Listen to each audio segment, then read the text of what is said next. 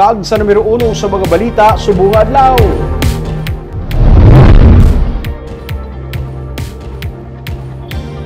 Hindi na madayon ang pagpatukod sa bagong structure sa Burgos Public Market. Ang pundo pagagamiton sa pagkaayo sang iban nga merkado kung pagtukod sang bago nga merkado sa Bacolod.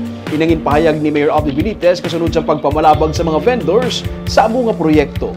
Yaring report. Wala na sa may matabo nga pagkaayo kag pagtukod sa bago nga structure sa Burgos Public Market sa Bacolod City. Ininangin panindugan ni Mayor Abdi Benitez kung may nagatubod nga mga atop, guba nga banyo kag nagadanaw nga salog sa merkado.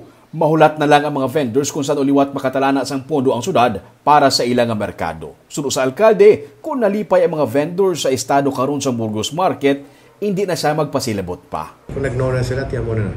Ba't yan ang request nila yung mayor for renovation man sang gyapon sang roof? Timulat na lang sila yung naunta na yung mga iba. So, no war na lang. Okay. 304 na lang sa iba. Happy sila. Happy sila. Ano kung happy ka mo da? Dugang pa niya, kung hindi luyag sang pagbago ang vendor sa Burgos, itanyag niya sa iban nga merkado ini. Hindi lang man kuno ang Burgos ang nagakinahanglan nga kayuhon. Isa pagid sa ginatun-an sa syudad ang pagtukod sang bag-o nga mga merkado nga mas malapit sa mga pumuluyo. Well, ang first one ay ilang taon ng mga ibang nga markets. Kay hindi malang Burgos ang kinahanglan sang improvement. So we will go to other markets kung sino may gusto. If not, of course, isa sa mga ginambal nila nga ang market should be closer to the community. So building additional satellite markets in other areas to make it closer to the people para hindi sila mabudlayan is also an option.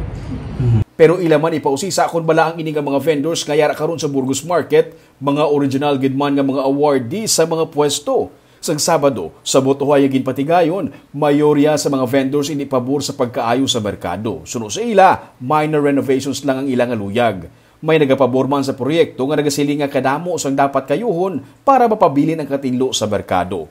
Nagtala na ang syudad sang 525 million pesos nga pondo para kuntani sa bag-o nga Burgos Public Market nga daw pareho sa mall ang structure. May paradahan sang salakyan sa tunga kag may parking spaces kag food court sa second floor pero wala ini mauyunan sa kalabanan sa mga vendors.